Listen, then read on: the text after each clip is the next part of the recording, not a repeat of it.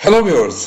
Recently, Chinese President Xi Jinping और American president Joe Biden के दरमियान एक मुलाकात हुई, जिसके दौरान शी जिनपिंग ने ताइवान को चाइना के लिए रेड लाइन डिक्लेयर किया।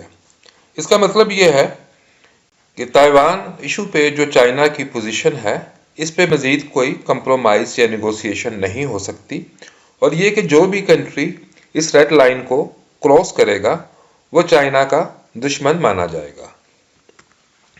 इससे पहले चाइना के 75th नेशनल डे के मौके पे, जो कि इस साल 1 अक्टूबर को मनाया गया, शी जिनपिंग ने कहा कि चाइना और ताइवान के दरमियान इत्तेहाद या रीयूनिफिकेशन जो है वो जरूर होगी। ताइवान इशू क्या है, वन चाइना प्रिंसिपल क्या है, क्यों ताइवान चाइना के लिए एक रेड लाइन है, और क्यों चीन और अमेरिका के दरमियान ताइवान पोटेंशियली एक एक्सप्लोसिव इशू है। तो इस वीडियो में हम इन सवालात का जवाब देने की कोशिश करेंगे।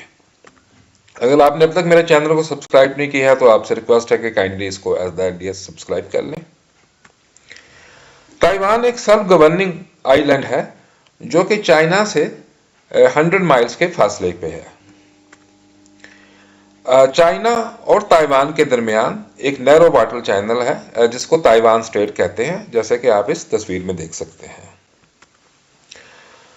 वन चाइना प्रिंसिपल का मतलब यह है कि ताइवान चाइना का इनएलियनेबल पार्ट है, उसका अटूट अंग है, उसका नाकाबिले तनसी हिस्सा है, जो एक दिन जरूर चाइना को वापस मिलेगा। वन चाइना प्रिंसिपल को समझने के लिए ये जरूरी है कि हम चाइना की या ताइवान की हिस्ट्री पे ज़रा पीछे जाएं। 1895 में चाइना और जापान के दरमियान वॉर हुई, जिसके नतीजे में चाइना ने ताइवान जापान को दे दिया।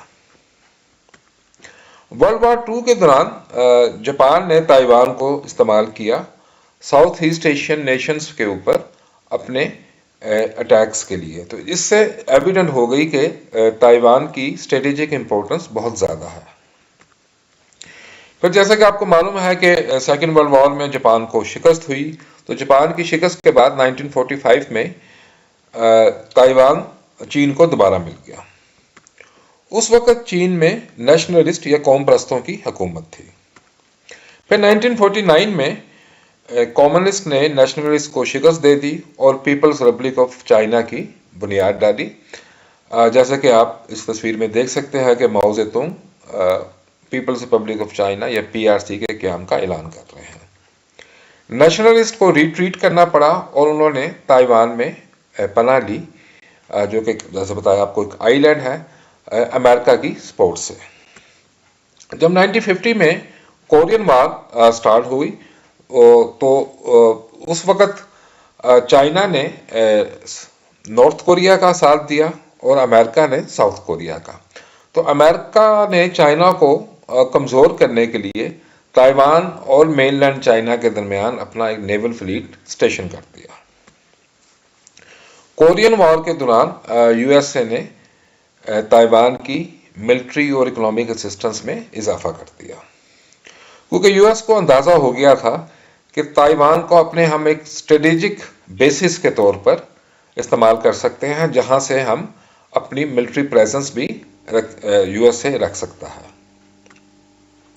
फिर 1954 में अमेरिका और ताइवान के दरमियान एक डिफेंस ट्रीटी हुई, जिसने वाशिंगटन को ताइवान की सलामती का गार्डियन या बहाफिज बना दिया। यानी कि अगर ताइवान पे कोई अटैक हुआ, यानी कि चाइना ने उस पर ताइवान पे अटैक किया, तो अमेरिका ताइवान को डिफेंड करेगा।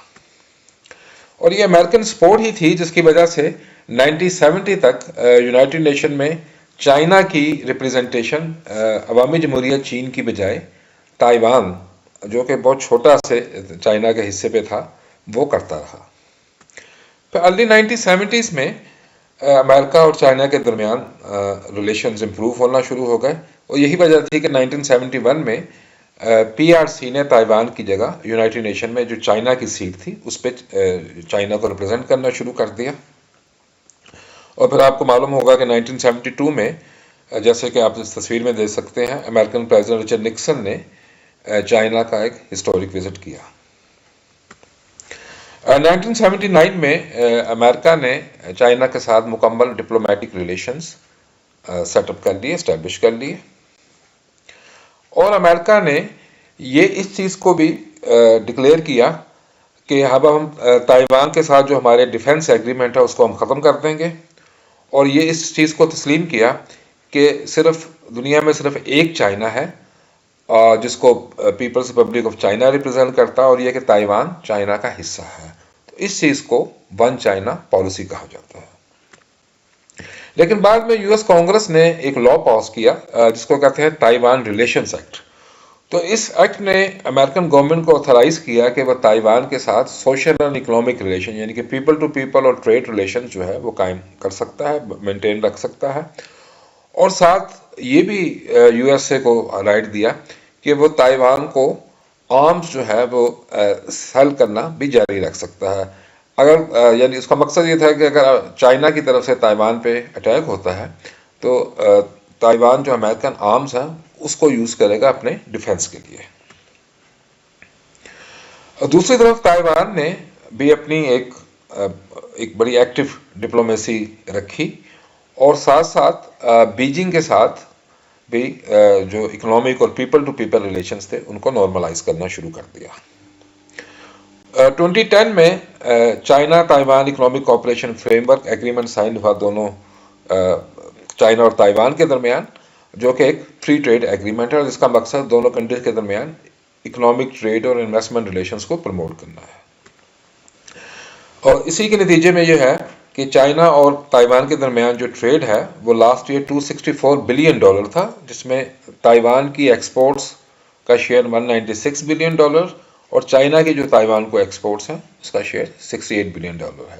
यानी कि ताइवान को चाइना पे बहुत ज़्यादा ट्रेड सरप्लस हासिल है। चाइना इस वक्त ताइवान का सबसे बड़ा ट्रेडिंग पार्टनर है और ताइवान की एक्सपोर्ट के लिए सबसे बड़ी मार्केट भी है।